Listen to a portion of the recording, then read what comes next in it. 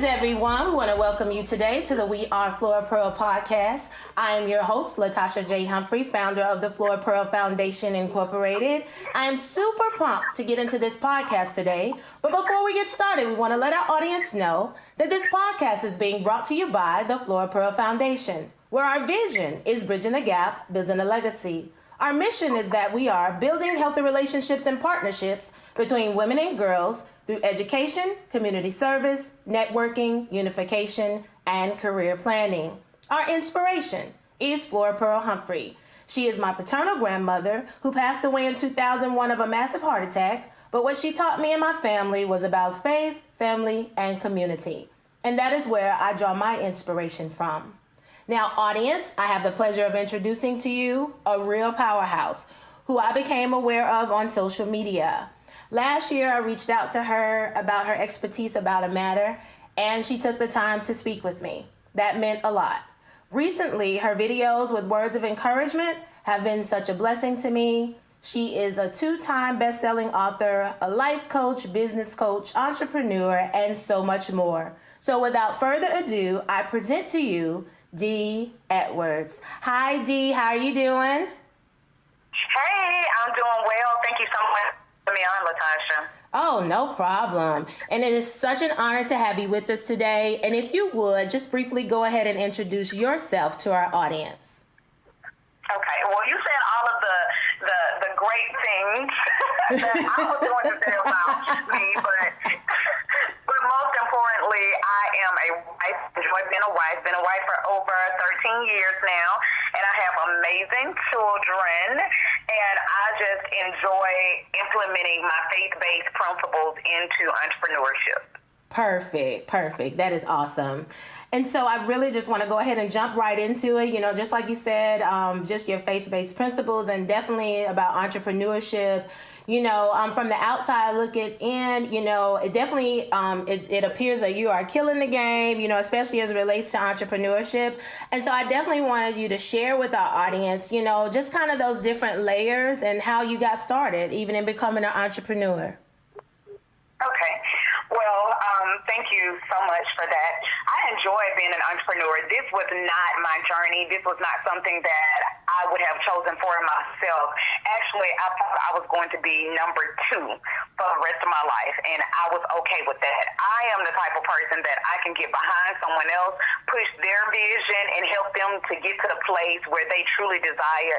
And so that was my entire goal. I guess God had something else in store for us because no matter what we tried to do, God always had us involved in entrepreneurship in some type of way. But back in, I think it was 2011, 2012 is when I was fired from my job. I had a 6-figure compensation package. And because I was so content with being at that job for nearly 5 years, I thought I was going to retire from there. I was not good with my money. I had minimal savings, and my husband and I, we were doing well.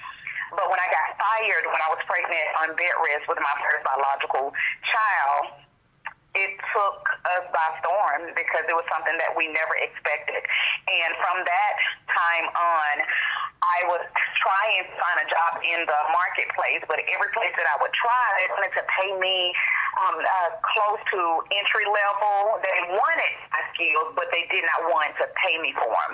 And so after I did the calculation, having to calculate daycare, I said, okay, God, this is not going to work. Okay. I need to do something else. I was like, this is not going to And I was talking with my husband, and he was like, what do you want to do? I was like, well, I want to open up a shoe store. And he gave me the startup capital to open up the shoe store, and we opened up Strictly Heels. And from there, I think that's where our entrepreneurship journey just took off. Wow, that is super awesome. And so from that time to like now, how many businesses have you had? It's been amazing because with Strictly Heels, I enjoy being in the shoe industry. But, sometimes after you do something for a while, it's like, okay, been there, done that, time to move forward. And so when I was thinking about getting out of that, talked to my husband, he was cool with it. And so I liquidated the inventory that I had left and sold it to a new boutique owner who's in another city. Okay. And then I took that money and then I put it into our tax and financial firm. But even with starting the tax and financial firm, God just created just so many other opportunities within that we've been able to do. So we have been able to diversify our income in so many ways. Now, the prayer that I prayed back then, God, please do not allow me to ever be in this position again. He's just really honored that and presented us with some amazing entrepreneur opportunities that have afforded us just live a great lifestyle and be able to help so many other people. That's pretty awesome. Now, I will say, as far as, and it's kind of like you may be going in and out. And so I don't know if it's like if it's the area or anything like that, but I just wanted to kind of make you aware of it. Okay. But we'll be able to continue. And so I do want to ask you, what are 3 things that, have helped you to persevere, like within the different changes you had, and also any challenges that may come up, when, everything around you, or one even may be saying, hey, you might want to give that up. So what are at least 3 things that's helping you to persevere or has helped you to persevere when those challenges came? My faith has played a huge part of this entrepreneurship journey because you can think that you're prepared for what it offers you. However, things that come up in this journey, it can be very discouraging. It can be lonely at times. It can be very challenging. So you have the upside where you're able to be sustainable, you're able to be profitable, but then it's things that you never imagined. So I would definitely say my faith in having a strong relationship with God has helped me during this journey. And I would say the second thing is having a strong support system. I thank God for my husband. Oh my God, he is my number one supporter, and we're on these ventures together. I'm just the face, and he's like the wisdom behind what we do. And so being able to have someone that I'm married to who understands entrepreneurship, because he was a full-time entrepreneur before I was. So he's been full-time, and I was part-time, but he was full-time before I was. So definitely having his support and just having someone to just walk with me daily and understand the sacrifices and just everything that it takes in order to make business work. So I'm very appreciative of that. And then the third thing I would say is having like a mentor or a coach has definitely helped us with propelling our business forth, because when you start on this journey that you will do that you know that you're supposed to do, and then when your business starts to plateau, or even when you find that you're plateauing, like, okay, I've made it here, I've reached my goal, but I'm having a hard time just getting over this hump. I'm having a hard time getting to that next level. What can I do? And what I've learned is that next level of success is tied into somebody else, and this is what we do not, as people of color, don't want to obtain. We feel like if we sit under someone else, that means that I'm under them. But in reality, having a coach or mentor who can pour into you, who can help you become unstuck, it actually accelerates your success. And as I am engaging with more and more millionaires, I am understanding that the key to their success is having a mentor or a coach. So it's very important to the success that each person wants to obtain. So I would say those 3 have definitely been key for us. Okay, so it's a perfect kind of a segue into, as it relates to support systems. And basically you talked about, definitely having one. And so I know with you saying that they definitely are important to you, or a support system is definitely important and you feel like they're necessary.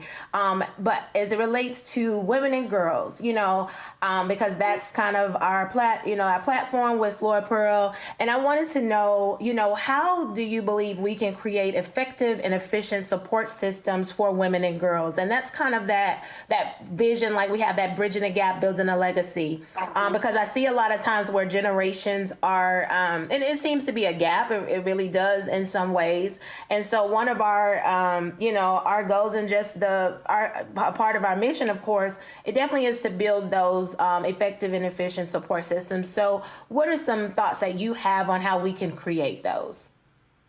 I think that, as we grow and as we mature, we have to keep two things in mind, is that iron sharpens iron. And so it is important that we collaborate with one another instead of looking at each other as competition.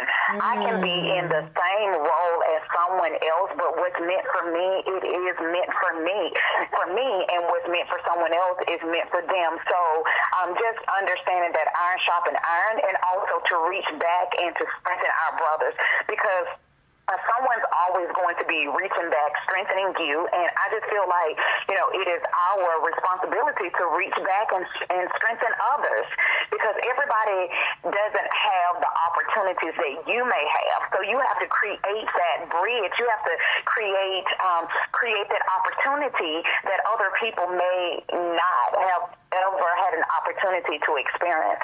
So those are the two things that I keep in mind. Iron sharpens iron, and reaching back to strengthen our brothers and our sisters. Perfect. And when you talked about that third thing, you definitely, talked about the mentoring, and I just with you with some different people that you even mentor now, because you talked about how for you that definitely did help you along your path. And when when you have someone kind of sitting up under you, or just as you said, that accountability partner, and in those different arenas, just kind of being able to, you could be transparent, because as we know, a mentor is a trusted confidant. How are you really pouring into your mentors? Mentees? Well, yeah, mentee, not mentors. I'm sorry. Yeah, mentees. No, As a mentor, yes, ma'am. Yes, your mentees. That's what I mean, dear. So here's how I look at it.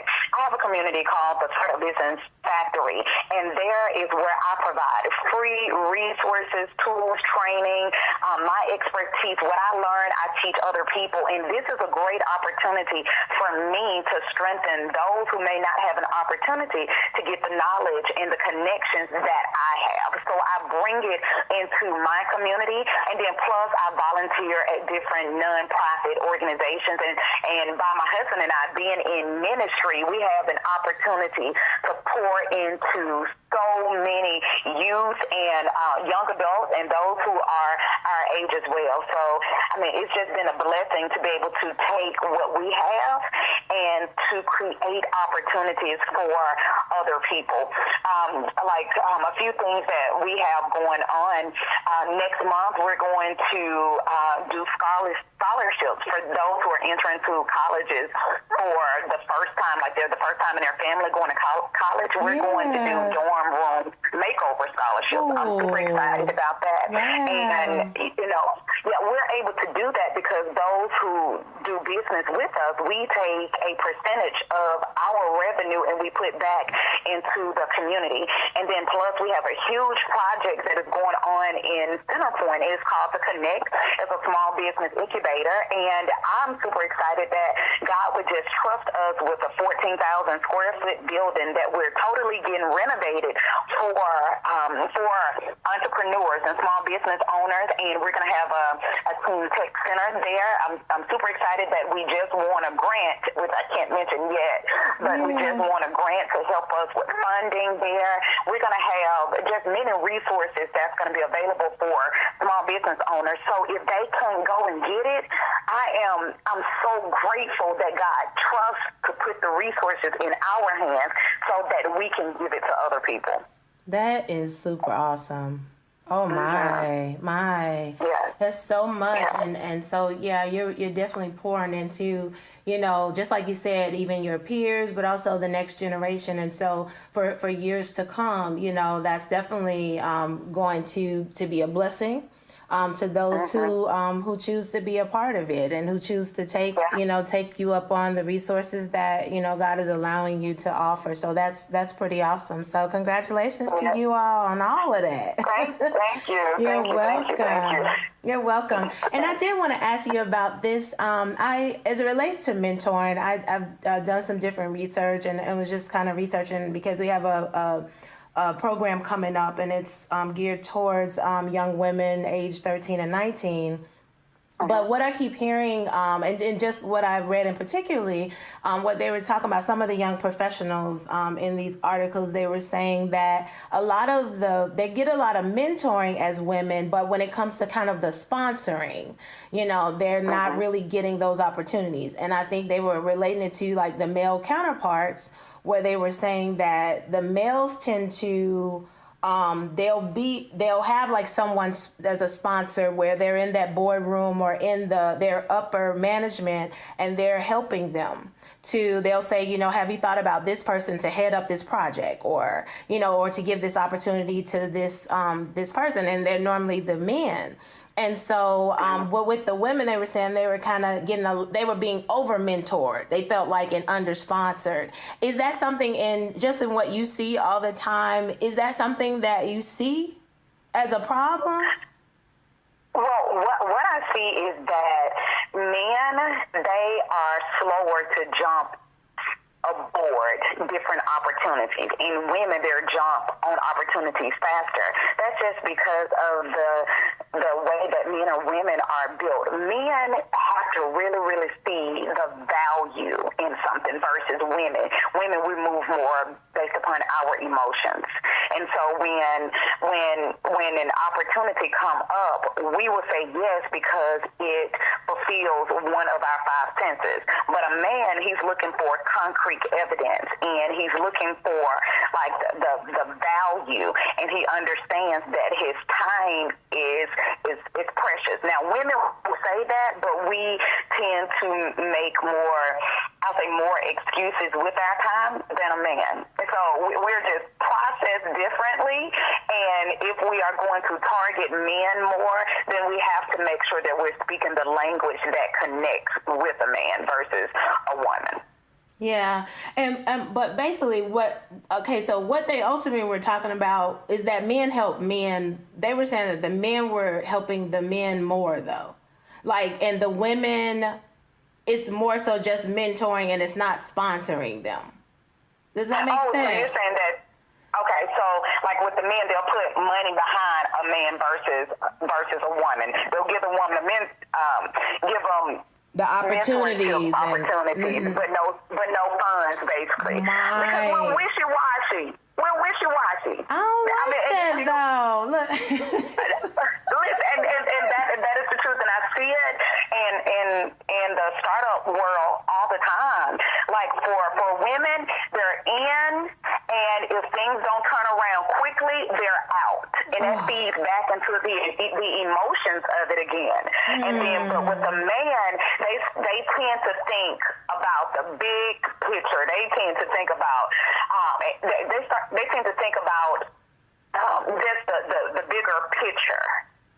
Okay. And when a man say yes, people are more likely to stand behind him because they just feel like a man has thought more about the entire picture than a woman. And it's so funny that we're talking about this because I was on my husband and I were part of a couples mastermind, and we were talking about this yesterday. And when I communicated with the woman, she totally understood exactly what I was saying, where I was coming from. But her husband, he was looking like, I need a little bit more. I need some evidence. I need, he needed a little bit more. And I can just tell that just men, they just process information differently. Therefore, a man is quicker to put resources behind another man just because the way they process information versus a woman, and we move based upon emotions. And when things are not going right, a woman is quickly to give up and throw in the towel. Wow. I know that is so hard. I know. But that's from what I've seen. I've been an entrepreneur for 10 years, and this is what I've seen in the entrepreneurship world. I know. Yeah, it's just like, oh my. But I think my biggest thing is definitely to maybe to change that thought process from the younger generation. Because I see a lot too where even our elders, some of them, they're really trying to hold on to certain spots instead of passing the baton. And I don't get that part. I'm just like, at some point, how you can't reign forever. Like, I mean, in that position, that's all I'm saying. Like, move to the next phase. Like, it's something else that's really great. But it's like God can't bring it to you because you're not even open, Yes, but like as far as with the younger generation as well, we have to stay open to our elders because the elders are supposed to teach the younger generation. And what I've seen is that sometimes we feel that we can receive from our elders.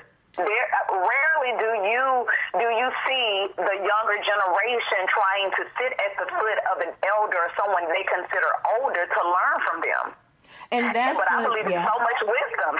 And no, it really is. And I feel like either way. So I know I was, talking about them as far as our elders, but I feel like that, like they have a certain language, even the younger generation, they do as well. And I feel like sometimes we're caught in the middle. But that's what my grandmother, like, the reason why, I mean, even for me to want to honor her and name an organization after her, she definitely had to make an impact. But it wasn't just in my life or my family. It was in a lot of people. You know what I mean? And because we did, sit at her feet and basically she connected with us. And so there are plenty, and I've heard that where some of the elders, they do feel like, they don't want to listen. And I said, but at the same time, you have to be open to listen as well. Like it has to be a balance. I do feel it has to be that respect, that love. And, so I'm just like, however we need to bring it back or just where we trust one another and, it's not like you said earlier, you're talking about a competition, that we get that out the way and we really be able to say, I want you to win.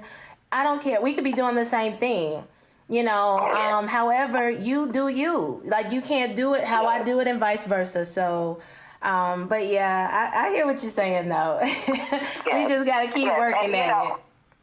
And then that's why I teach individuals to do what I do. I teach other tax professionals and taxpreneurs, tax business owners to do the exact same thing that I do in the same city, in the same town that I do, because I don't see them as competition. I just feel like, I've experienced and experienced a lot in this industry, good and bad, and I feel like, I'm obligated almost to use my information to help other people get to at least the place that I've been or to even exceed my goals. Right. That's awesome. Okay. Well, we're gonna to segue into the topic as it relates to marriage, and so I wanted you to, I know you talked about your husband earlier, but definitely, how did you know that your husband was the one? Girl, let me tell you. Let's see. Now this is so. I have not heard this story anywhere else, but I was attending a small group meeting, and I had a regular small group leader, and she had to be out this particular day, and she had a substitute to come in. Well, the substitute leader, she was teaching, and she stopped in the middle of her lesson, and she prophesied to me, and she told me that I was going to be her daughter-in-law.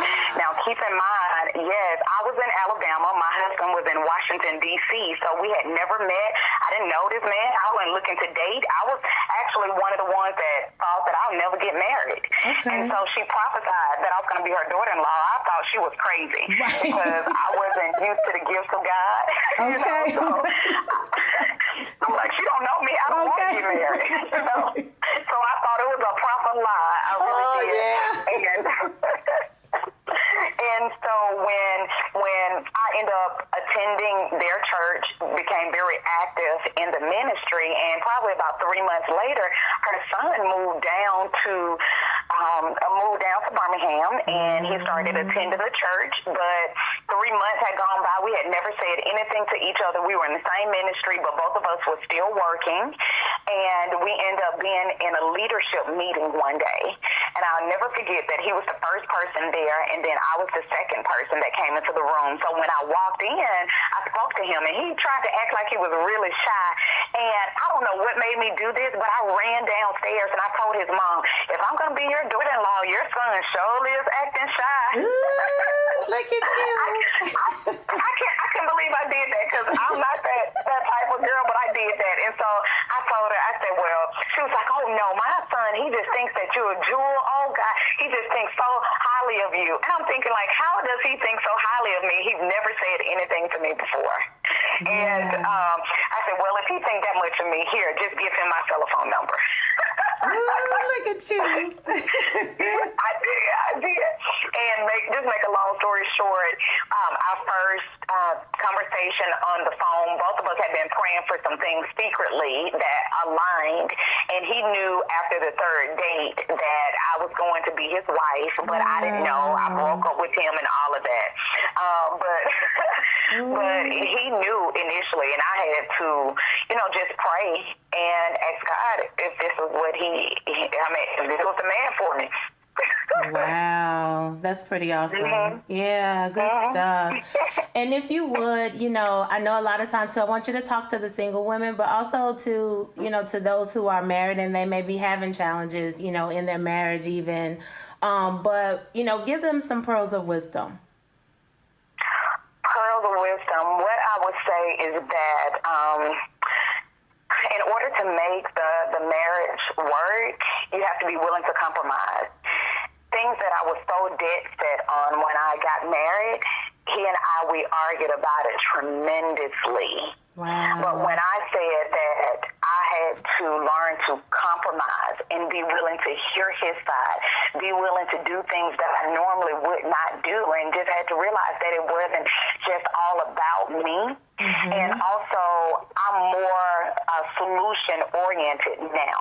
When there's a problem in our marriage, I'm looking for a solution. God, how can I fix this so that we can go back and be in a happy couple versus continuing to complain about the same thing over and over again. And I was just talking to a newlywed yesterday about this, so this is quite funny. Because like I was sharing with her, one of the things that I used to get mad at my husband about all the time was leaving the toilet seat up. Oh my God. And you just let the toilet seat down. Because at night, I would get up in the middle of the night and I would go use the restroom, light still off. And when I go in the restroom, I would fall in the toilet, right? So I would be so upset. And I would just keep nagging him about the same thing over and over again. Let the toilet seat down. Let the toilet seat down. Let the toilet seat down. And he wouldn't do it, and it wasn't that he wasn't trying to do it, like trying to rebel against what I asked him to. Yeah. It was just that it wasn't a priority to him. Like he would forget about it. Like it wasn't that important to him.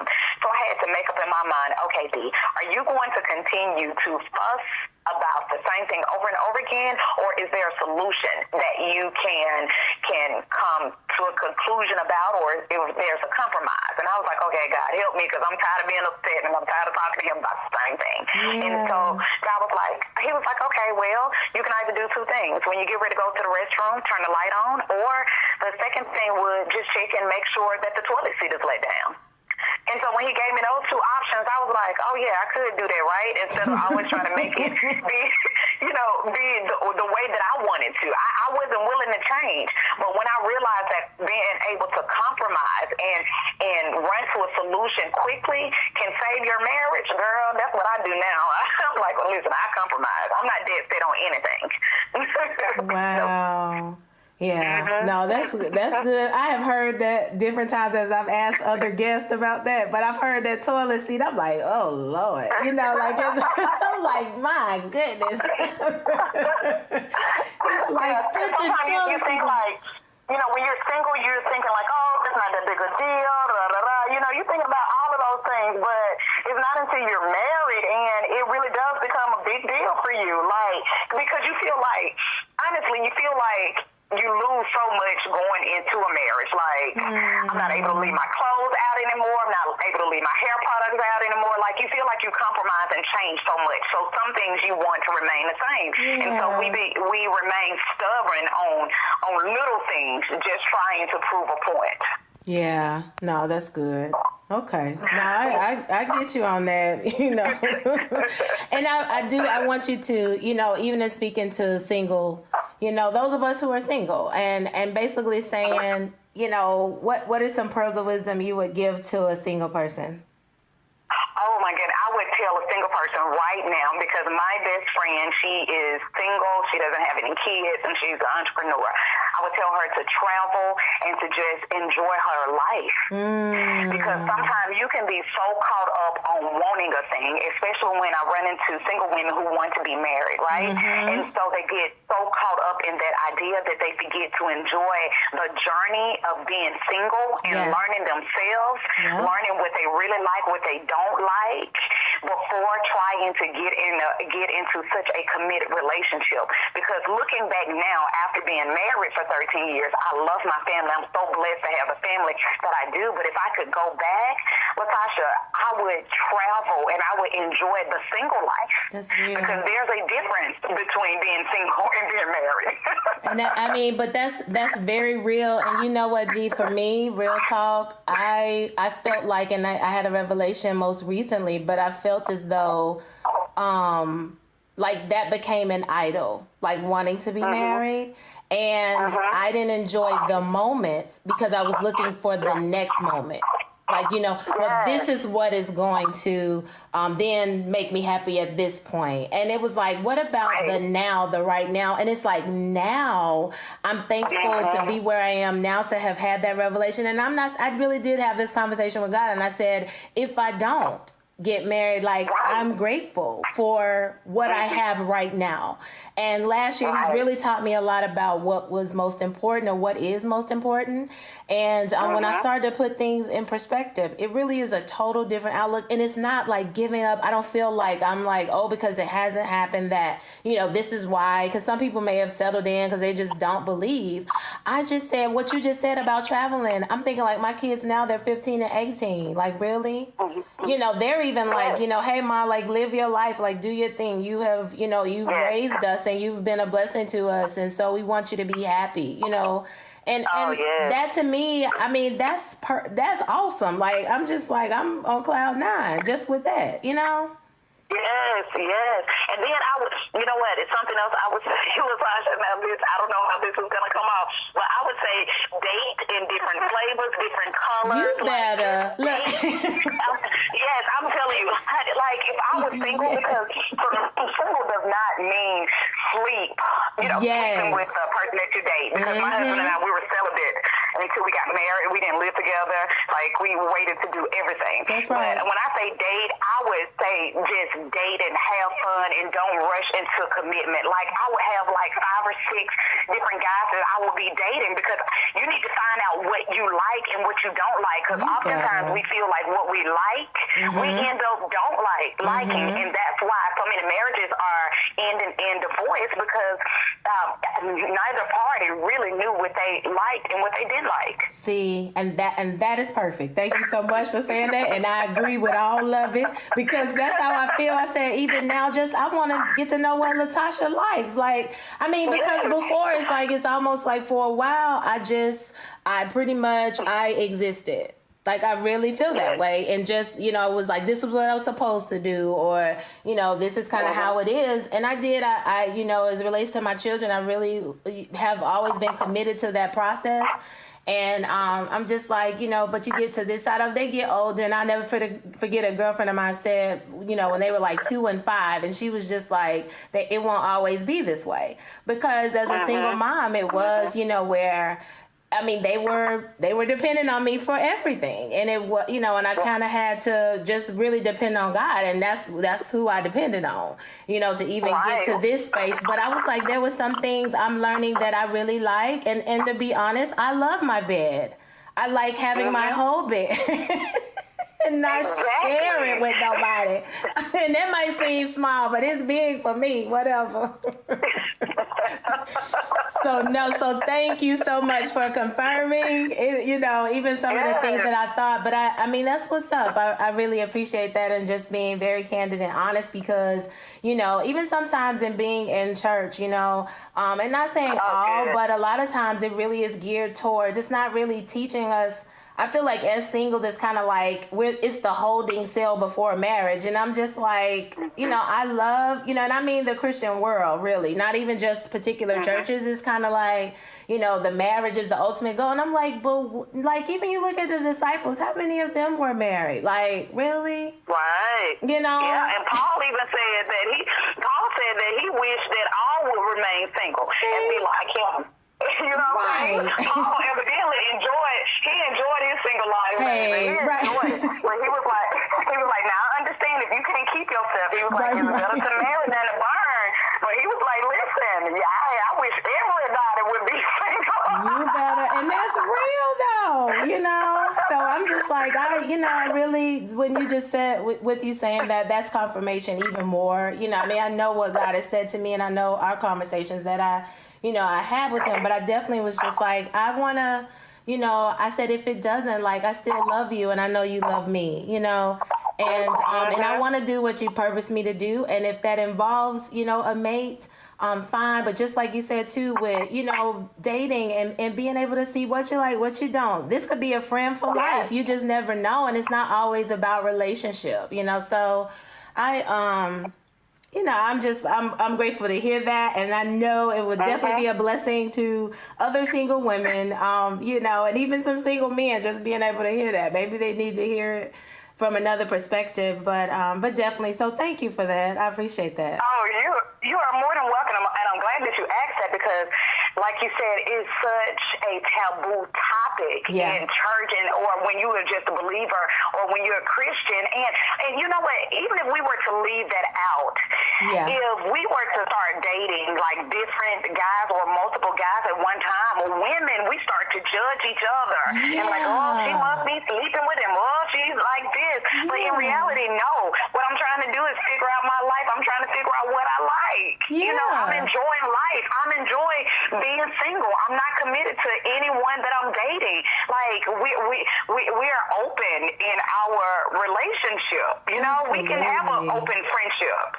And so I'm glad that you said that. Yeah, no, that's perfect. Awesome. Well, we're going to segue into the topic as it relates to mother-daughter bonds. And so I became a published author on last year, so I'm super excited. And the book is, thank you, and it's entitled This Relationship Matters, and it's 7 Keys to Building Healthy Mother-Daughter Bonds.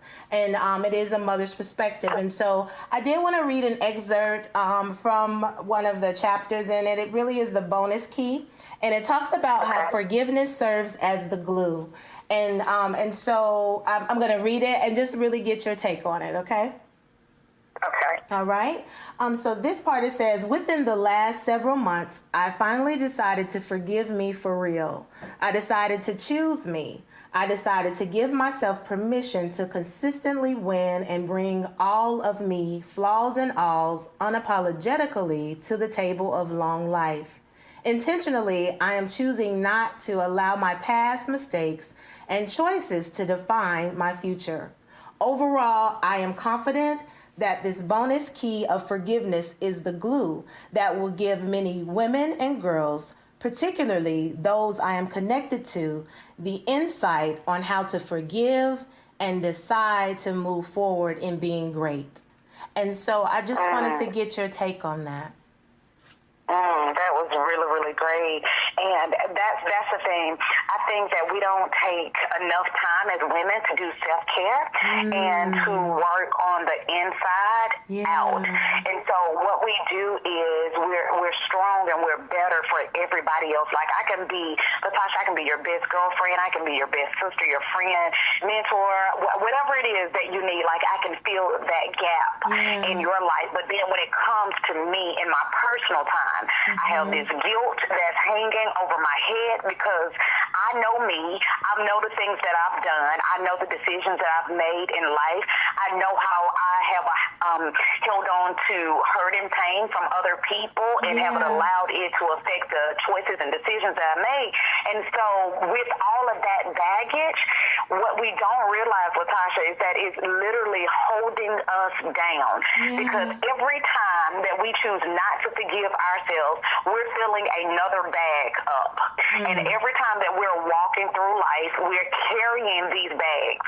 You're not letting them go. You're not leaving them. You're carrying them from one relationship to another. You're carrying them from one job to another. You're carrying them from one child to another, from one church to another, from one spouse to another. Like these same bags, and then they're getting bigger and bigger as we go. That's because we're not taking the time to do the self-care and to intentionally say, I forgive myself. I know that I did not make right choices. I didn't make right decisions. And so I'm learning to forgive myself. And that's a process, Latasha, because I have to go and I have to really ask God to help me with forgiving myself, because the enemy would try to allow us to live in condemnation. He wants us to be so condemned that we will not fulfill the purpose. And we feel like we're unworthy to help other people.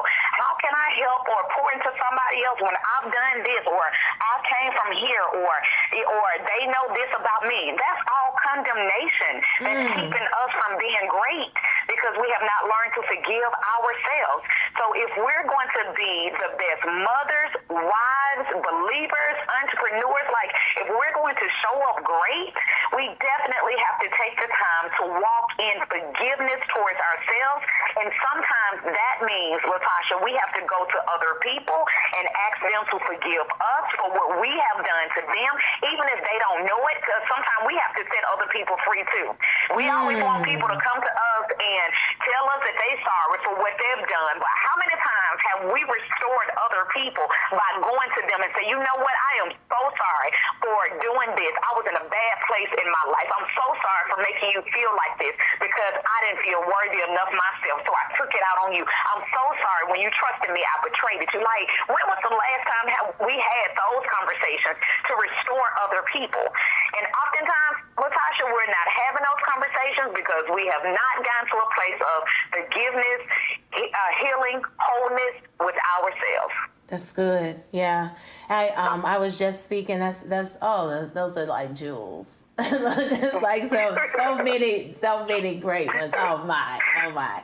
But I was talking with a friend earlier because I said, even when you get to that place where, like you were saying, and forgiving yourself, but stop rehearsing like what happened. Even to you, even the part, like maybe they did do that. But it's almost like to let them off the hook. Like even in that chapter I talk about with my mom, because, definitely with my mom, I went from thinking she was the best woman that ever lived. Like when I was younger, you go through the adolescent phase and you think like, oh, you're just trying to stop me from doing stuff. And you just don't want me to do this, and this. And then, you get to a place where you're judging, but then you come around and I feel like now, she gave us what she knew to give. Like she gave us what she could give. It wasn't until like she took care of her family as best as she knew how. My mother was in a domestic violence situation with my father. They were married, and she ended up leaving him, but he was an abusive alcoholic. And that's kind of where it was. But she chose to leave because of me. She said, God spoke to her and said, basically.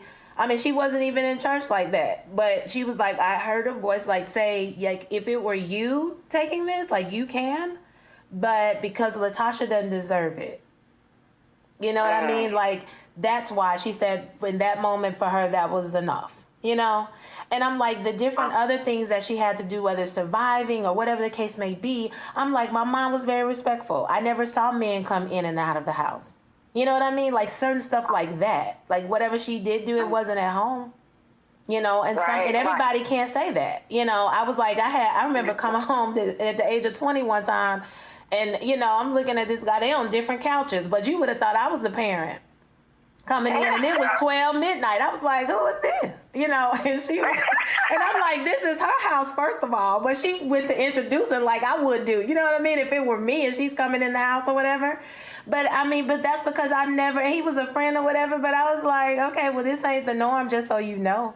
You know, type of thing. But I'm thinking like, really? But I'm just saying little things like that she did care. Like she took, you know, she was strategic. It wasn't, you know, just free fall. And, you know, she did and she protected, you know, in many ways. And so nonetheless, like even with that, I was just like some stuff that even the people we feel like they've done us wrong, or they didn't do exactly what we thought they should do. And we look back and we judge certain situations. I'm just like, you know, is that going to be your story? You know, and that's what I was telling my friend. I said, at some point, when do you say, maybe they did? And even if it was intentional, but guess what? Like whatever you did and you felt like I did it out of love or my intentions were pure, let that be what it is and let it go. Yes. You know what I mean? Yes. But you know what, Latasha, what I've learned through my own process,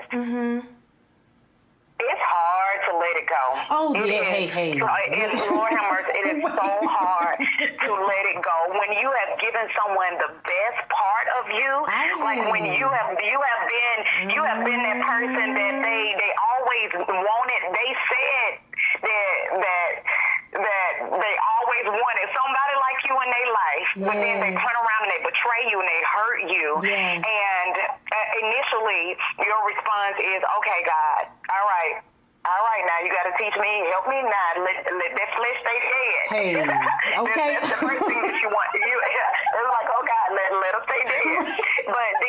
but then also, you know, what I've realized is that with forgiving people, it's not an emotion. I was looking for an emotion. I was saying, okay, God, you know, there's no I want to forgive this person, but I'm still feeling the same way. And so I'm saying that I'm forgiving, but I was looking for some type of emotion when I said that I forgave that person. It wasn't an emotion. It was a choice. I had to make a choice. And depending on the severity of the forgiveness that you have to give somebody else, sometimes you have to make that choice over and over again, especially when you see that person for the first time since they hurt you. Yeah. You have to decide then, wait a minute, I'm choosing to forgive. Not that I'm looking for an emotion, because our emotions will get us in trouble. Our heart will get us in trouble. So you have to make a conscious effort and a conscious decision to walk in forgiveness. Like, I choose forgiveness, not just for you, but I choose it for me. That's right. I choose it for me.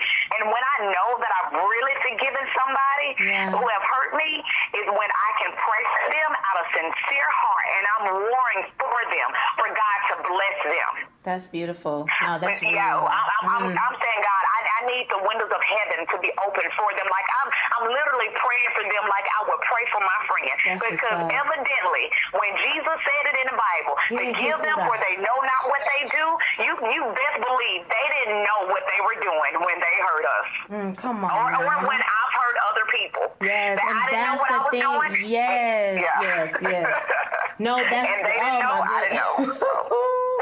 No, that's so deep, because that's the thing too. Like even coming to grips with you, like what you've done, and I know I know I've hurt people, and sometimes it wasn't intentional. Sometimes it was me being selfish about things. I wanted it my way, and I felt like, you know, I did make the choice, and I wasn't thinking about what this is or whatever. I mean, that's just as real as it gets. Being able to forgive yourself, forgiving them, and then too, like in the book I make an extension too in forgiving God, because a lot of times we think, we want to act like we're not upset with Him, or we're not mad that certain things didn't happen the way that we thought, and it's like, why didn't you let this happen? This, and this, and I'm like being able to say, just be honest. He knows anyway. Like I'm just like, just say, I forgive you. I was mad, and being able to talk through that. So. That's a beautiful thing, but yeah, I love that, and being able to, that process, like you said, that even with the choice, and when you were saying that it's not a feeling, because there were times when I thought I was supposed to feel something, in forgiving, like, well, could I really still, have I forgiven them, and I think too, like you said, if it's something that rises up, even when you do see them, like if it's something that might still be there, then okay, keep working on it, Yeah, just keep working on it. You got to be true to that. That's real. Here's the thing: people feel like it's a sin that I'm a believer and I get angry and I get upset with you. That's not a sin. That's right. That's not a sin. Mm-hmm. The Bible says to be angry, but sin not. Don't allow the sun to go down on your wrath. So he was like, be upset, be angry, but don't let it carry on for a long period of time. Get control of it. Don't allow the anger to control you, because I once heard my pastor say that he who angers you controls you. So if a person has that much control over you where you can stay angry at them for a long period of time, they're controlling you, and they'll continue to do that. And so what I had to realize is that, okay, I'm okay with being true to my emotions. Be true to your emotions. Like, Latasha, if this hurt you, then it's okay for you to cry and say that really, really hurt my feelings, because we won't do that. When people hurt us, we'll make it seem like it's acceptable, and then in our heart, we'll hide that. In our heart, don't say anything, and then we keep hiding things in our heart. And then before we know it, we got this whole book of things that they've done, and they don't know that they've hurt us. And so now we're very bitter. And now it turns into jealousy and envy and rage and hate and all other things, because we're not being true to our emotions. When we start to cry, what our parents tell me, you better stop crying. If I'm crying because something hurt me, then I need to let that out. Let me get this out. If I'm angry, let me be angry. I may have to go to my room. As long as I'm not hurting anybody when I'm angry, it's okay. That's good stuff. And we just got to learn to be true to our emotions if we're going to truly walk in forgiveness and be who God has created us to be. It's time for us to stop hiding behind our emotions. Like, stop. Like, let it out. Let it out. Let it out. Like, men feel like they can't even cry because we call them names when they cry, when they got fear. See? Now that's real. Right. She said, I can't even cry. Without, it's like, something wrong with me then if I cry. And I'm just like, don't you want him to be in touch with his emotions? Like, you want him to at least be human. Like, what human? At some point, at least you feel for something. Even some people, maybe they don't cry, but like you said, you should, and it's okay to do that. So that's a beautiful thing. Thank you for that. Awesome. Well, I definitely want to move into just a series of questions. And so this is an opportunity. It definitely is to encourage conversations among mothers and daughters. We feel like communication is definitely the key. But we also believe that this is a good way for our audience to get to know our guests. So are you ready? I'm ready. Okay. Now, what has your daughter taught you about yourself? That I say words that I didn't know I say. Like, for instance, I'll say honey all the time. And so when she started calling me honey, I wanted to know where she got that from. And that's because I was calling her honey. But she also taught me that I'm very aggressive. I'm strong-willed, because she's strong-willed. She's very aggressive as well. She taught me that I'm a great leader because she's a great leader, but she also taught me that I'm stubborn because she's stubborn. So she is really a little mini-me. Oh, cool. Well, that's normally how it goes, too. It's like you just get to see yourself. That's how I feel with my daughter. I said, definitely I'm grateful for my son. Just a lot that he brings to our family and just to the table. We call him a prince. But definitely with her, I felt like God showed me myself. So I definitely can relate to what you're saying. That's beautiful. Okay. Well, how did your relationship with your mother prepare you to become the woman that you are today? I'm so grateful for my relationship with my mom, because at all. I've been on my own since I was 16 years old, and my mom and I, we never had just a mother and daughter type of relationship. She didn't teach me the things that I needed to know about womanhood, about being a teenager, or what I would face. We never traveled together. We never went to restaurants together. So I didn't experience much from my mom, but that taught me to be a better mom. And I'm so happy about that. And there was a point in my life I was very bitter and I was very upset with my mom because of what she didn't provide to me. And I remember God asking me one day, he said, have you asked your mom about her relationship with her mom? That's real. And when I found out about her relationship with her mom, I was like, oh my goodness. My mom wasn't really prepared to be a mom. She didn't know how to be a mom because her mom wasn't a mom to her, and it was generational. And so I was holding on to this bitterness and unforgiveness towards my mom, and I wasn't willing to extend forgiveness towards her because I felt like she could have done better and all of these other things. But I realized that she wasn't capable of it. She couldn't. She didn't know how. I felt like she should have, but honestly, she didn't know how. So even though she was present, but she didn't teach me anything. Okay. And I'm just grateful for it. I'm grateful because in that I've just learned to be a better mom. That's beautiful. Good stuff. What book most influenced you? Oh, I read all the time. You know what? One of the books I read recently has been a great book for me, and it's called The 7 Laws to Unlock Uncommon Success by Dr. Mike Murdock. Okay. That book was amazing. It definitely helped me personally and in my journey as an entrepreneur. Gotcha. That has been one of the most profound books. Beautiful. Go Giver was another good one that I read too. Okay. And what about your most recent endeavor as far as a book? I saw is The Comeback? Yeah, The Comeback, How to Win Against All Odds. I'm super excited about that book. That book really opened up my eyes to just different women in general.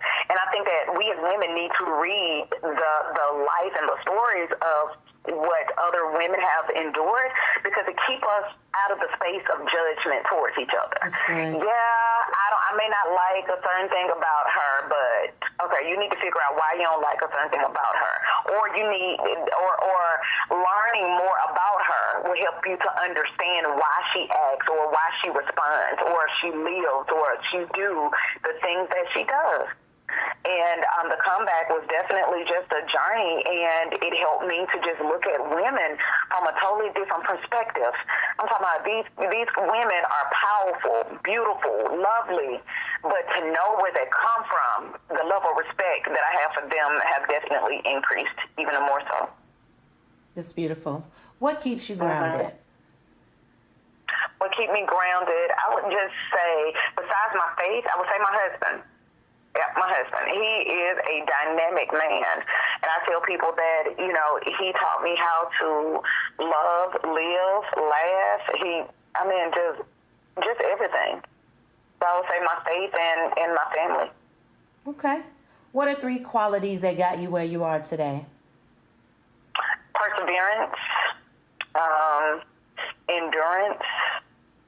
And when I say endurance, I'm saying like being able to just bounce back from life. Yeah. Because I've had a hard life, so I've had to endure many trials and tribulations. So I definitely say endurance, perseverance, and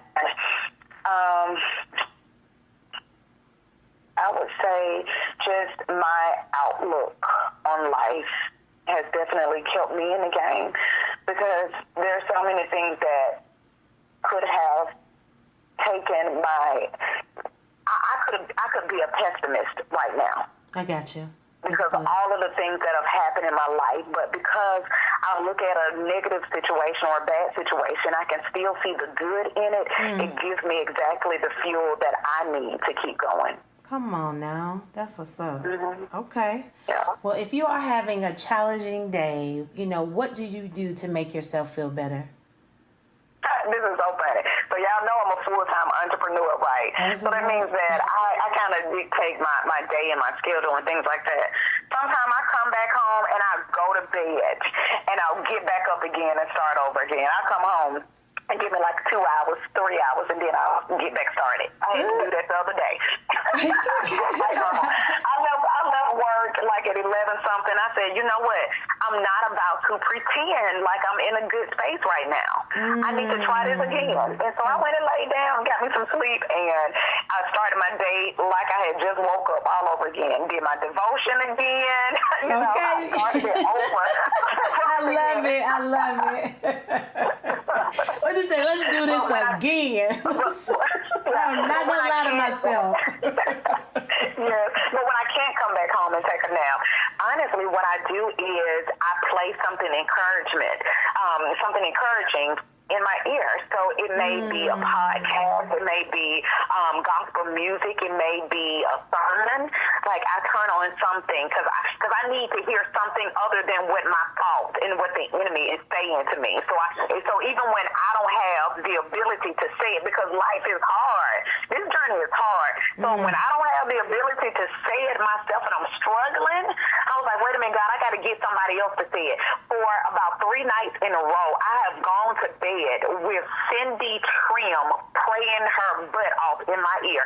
And I'm waking up through the middle of the night. I'm decreeing and declaring what she's praying. Because sometimes you just don't have it. You just don't have it. And you're like, God, I need some help. Yes. And so you need somebody else to be praying. And that's real, though. That's real. That's real for me. Like, hey, you better know how to ask for help and reach out for it. Because, I mean, with me at different times, I wouldn't do that. You know, it's like you feel like I got to try to do it by myself, or even ran into situations where if you shared and people, you know, they may have taken what you shared and tried to use it against you or whatever.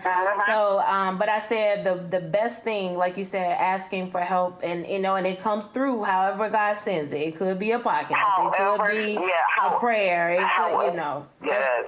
Come on now. And it's so important that you just keep people in your life that you can just really be transparent with. And I'm not saying that you can be transparent with everybody, but I'm on this honest system in my life.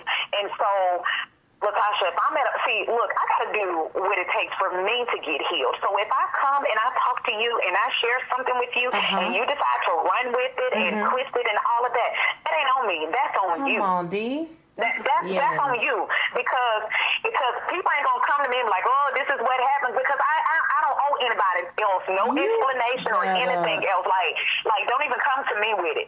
Like what I share was with the person that I shared it with, and I don't have to justify with nobody else. What they do with it is none of my business. I'm good. I'm good. So if they decide to use what I said, that's on them. That shows their integrity and their character. But that's not on me. You better. Don't you start today. Oh, my word. Oh, my goodness. Okay. Oh, my goodness. That's some good advice right there. Somebody need to hear that, because that sounds great to me. Woo. What question do you wish more people would ask you? What question I ask? Oh, I wish that more people would ask me. Yes. You know what? I just want people to ask me whatever it is that they want to ask me. Like, oftentimes people, they won't ask me. Really? People think that I'm mean, or, you know, I have a strong personality. I am aggressive. That's only because I'm an entrepreneur, but I just rather for people to talk to me and ask me whatever it is that they want. You can ask me whatever it is. I don't care. I'm just open and I'm transparent. Like, whatever. I don't have any secrets, so whatever. Well, and that's I mean, but see, that's the thing. Like, even, and I said that in the intro, but I called you. I asked you something, and I mean, you was like, cool, I can, you know, talk at this time. And I just remember asking, and it was just legit. Like, you was like, hey, this is what's what, or whatever. And I was like, cool. I think the conversation may have, because you was in process, you know, you was moving. And I think I was headed to work at the time. But I was like, okay, I can talk at this time too. So that works for me. But you was just so legit. And I was just like, this, you know, she on point. Like, I was like, I really like her personality. And it was just, you know, you were like, that's what's up. And we just kept it moving. And that was it, you know. And I mean, but I was like, you know, you just have where I could tell, like, you really have a heart for people. So, you know, even when you talked about, like, you and your husband, you know, being in ministry, which you have to, I feel like you have to be, if God genuinely sent you to ministry, you do, because other than that, you know, people would run you away. as it relates to ministry, but I like that. I like your rawness, just being real and authentic, and that's just the type of person I am. I don't like to deal. I don't have anything to hide. I feel like I'm very open.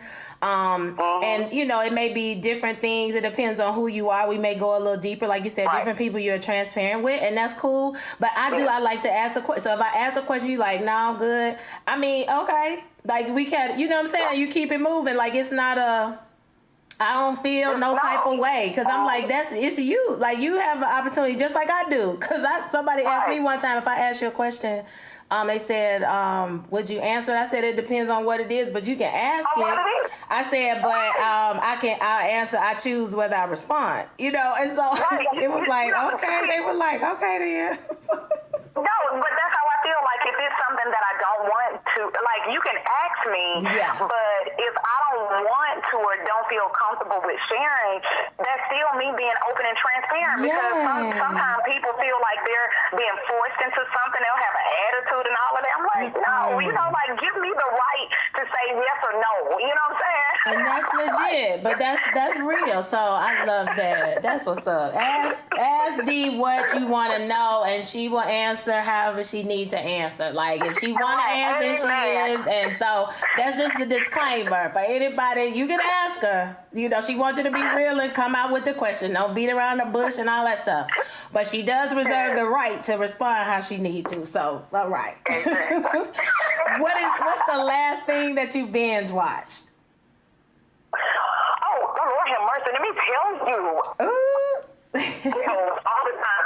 Like I am a huge reality TV junkie. You know, I watch Atlanta Housewives. I watch Little Women.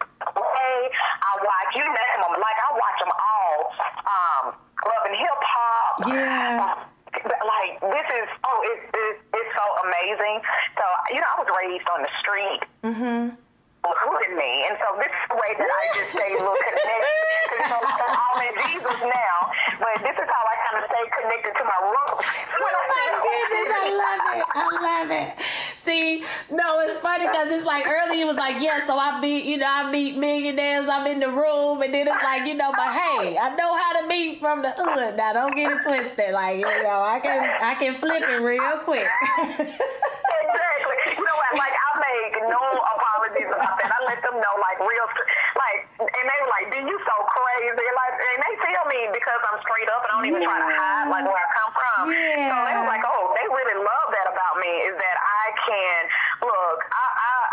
I'm raised by the street, so I know the street language, and then I can do corporate. I can do it all." So.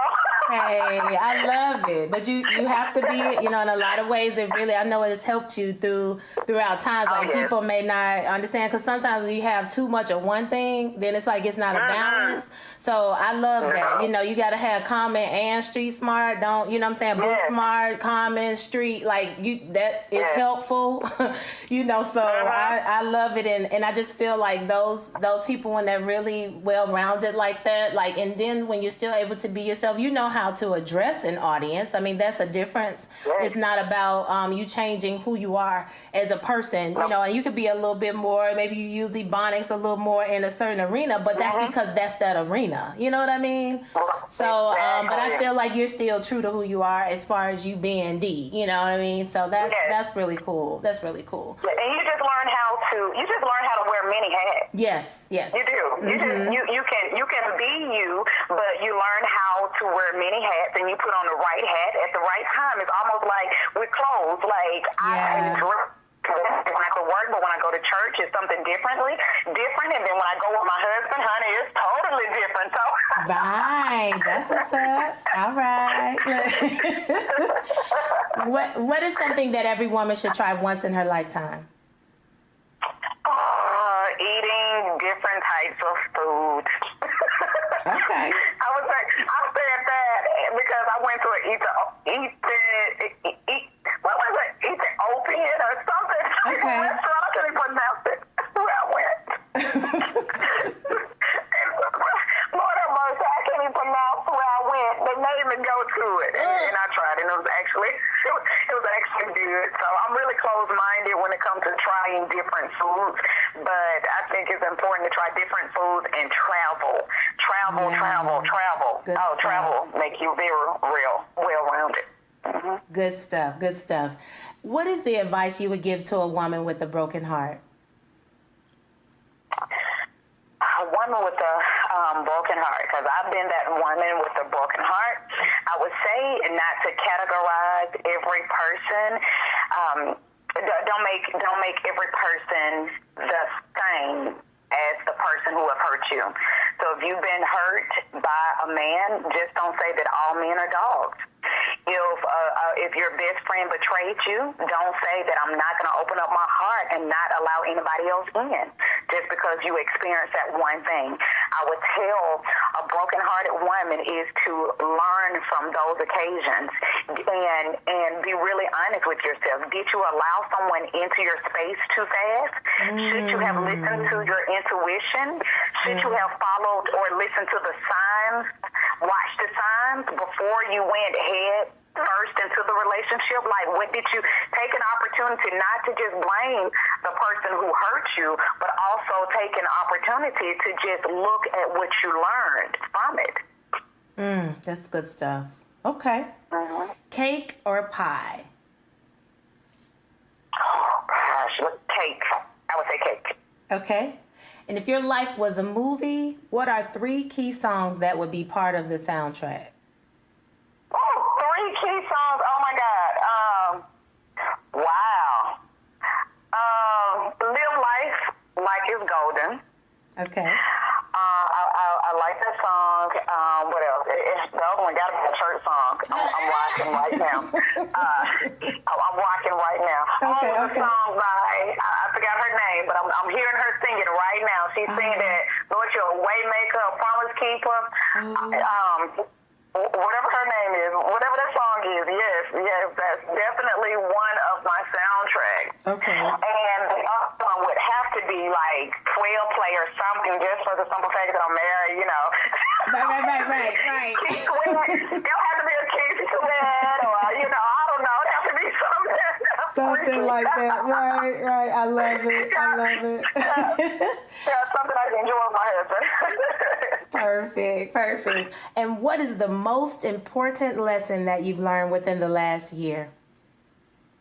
Oh, goodness. Within the last year, I've learned to establish boundaries in relationships. It's good stuff. Perfect. Yeah. Okay. Mm-hmm. Awesome.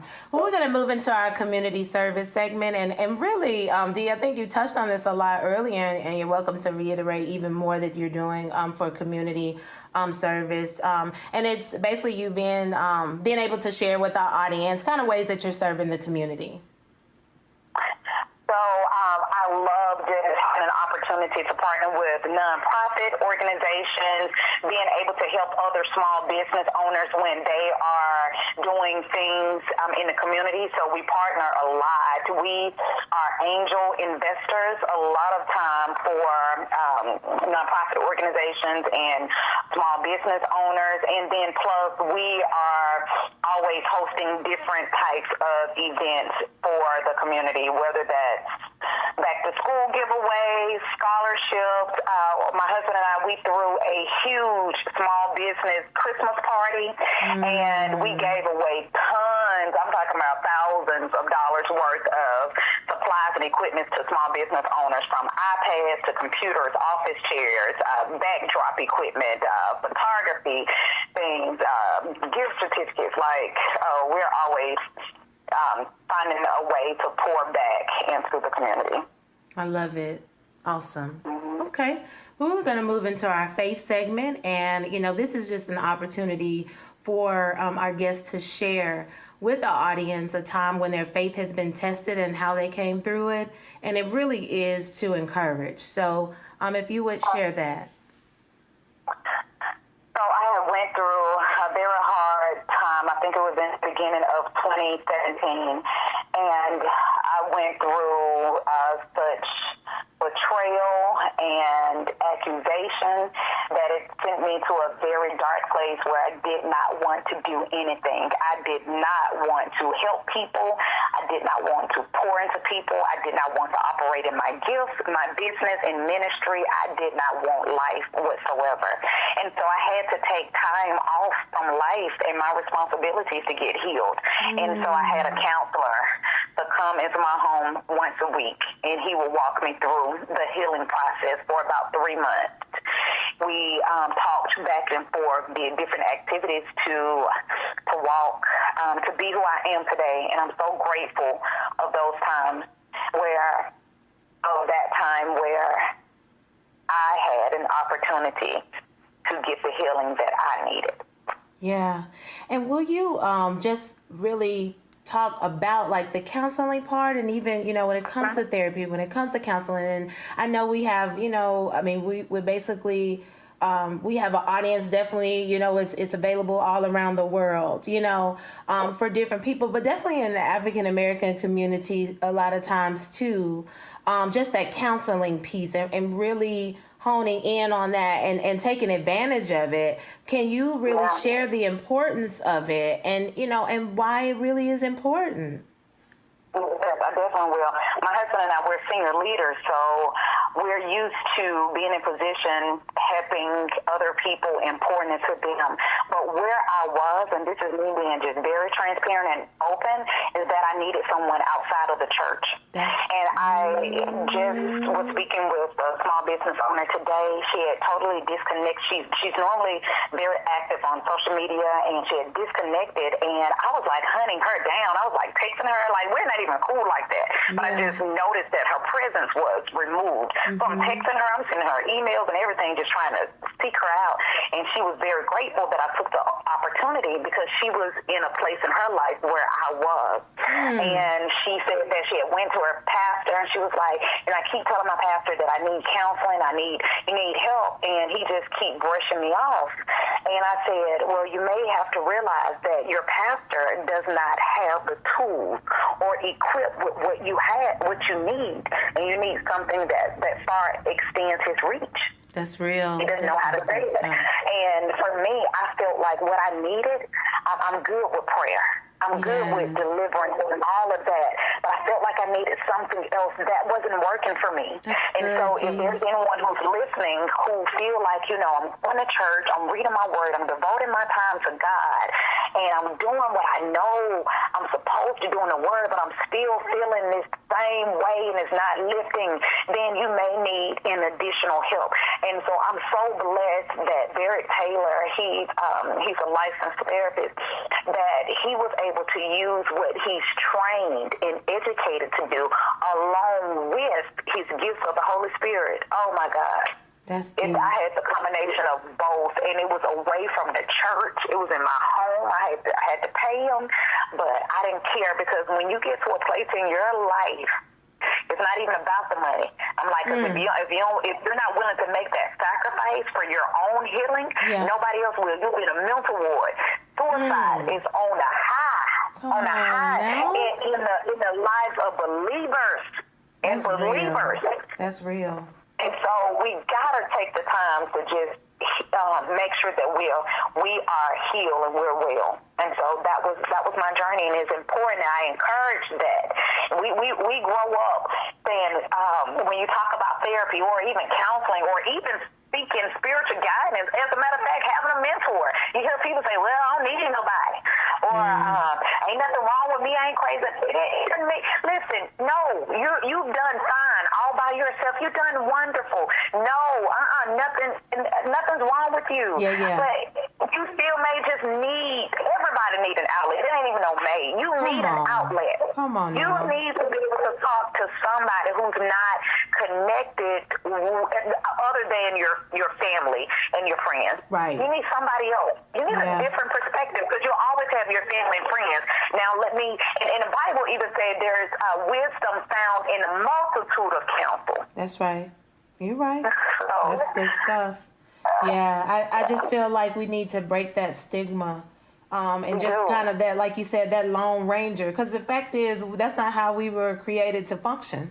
You know, I mean, No. you definitely, no man is an island. It's not that no woman, no child, no boy, no girl. I mean, it basically, we are interconnected, and that's just how God created us. And so, you know, and definitely it's about being connected to those healthy relationships. So we're not talking about toxic people or just people, just whomever, you just connecting with everybody.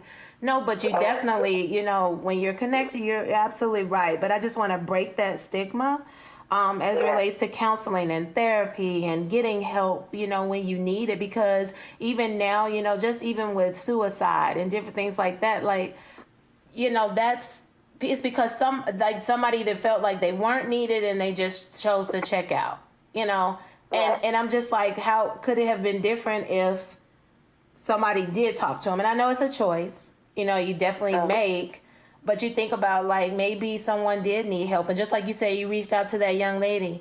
What if you had not, you know, and you didn't really follow? Because that was the Holy Spirit leading you to even do that. Like you said, I ain't even cool with her like that. But I just noticed, and it was enough where, you know, you stepped outside the comfort. But I think about, you know, what if you had not?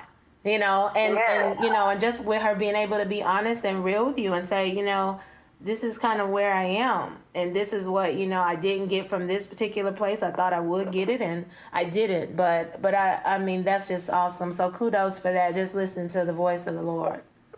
Awesome. Okay. Well, we're going to move into the closing segment, and it's called Matters of the Heart Moment. And so, Dee, if you had the opportunity to speak to your 4-year-old self or your younger self, what would you say to her? I would tell her that at that age, I would tell her that she's beautiful, she's kind, she's loving, she's smart, she's strong, she's courageous. I would tell her that she's equipped, she's more than a conqueror, she is wonderfully and fearfully made. She can do anything that she put her mind to. I would just really just uplift her and encourage her, because I feel that if we start to affirm our daughters and affirm the younger generation, they will grow up more courageous. They'll grow up more confident in who they are and not have to seek the affirmation that they need from people who will take advantage of them. So I would definitely just build my younger self up. Beautiful. Awesome. And who inspires you? Who inspires me? My family inspires me, but beyond that, people who depend on me to win. Like the people who are looking up to me, I am inspired to keep going because of them, because I know that I'm somebody's hope. Somebody want me to win so bad because they know that I'm going to help them win. Come on. So I need to be that example for somebody who grew up like me on the street with no help. Nobody gave me anything. That's real. I need to be that example for somebody to say, if I can do it, you can do it too. So the people who believe in me, that nation that I'm carrying, like y'all inspire me to keep going. That's beautiful. That's awesome. That's good stuff. And do you have any last-minute piece of advice that you like to share, or just a last-minute last comment? Recently, if your audience have not heard about the devastation that happened in Kate Spade's life, and when I read the article about how her sister wrote it about how she committed suicide because she dealt with years of depression, and she was afraid to say anything or to seek the help that she needed because she thought it was going to damage her brand. And what other people would say, and this was what was written by her sister. And I know as you climb your ladder of success, you have this audience of people who are looking at you. They're counting on you to win.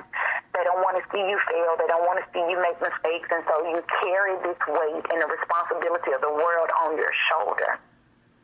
And because of that, we feel like we can be open and transparent when we need the help. Yeah.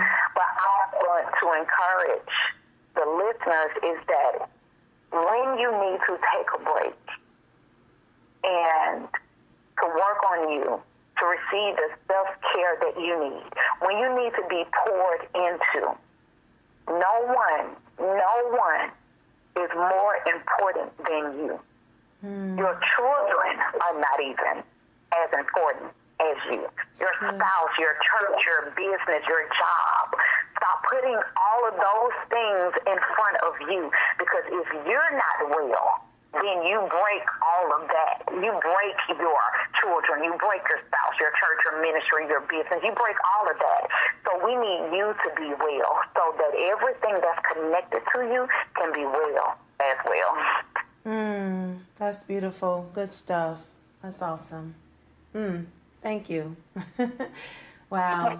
Well, Dee, we definitely want to thank you so much for being with us and just sharing and being so transparent. And so just thank you for being with us today. Welcome. Thank you so much for having me. I appreciate it. Absolutely. And our goal at the Flora Pearl Foundation is to always be a blessing to all of those that we come in contact with by operating with the spirit of excellence.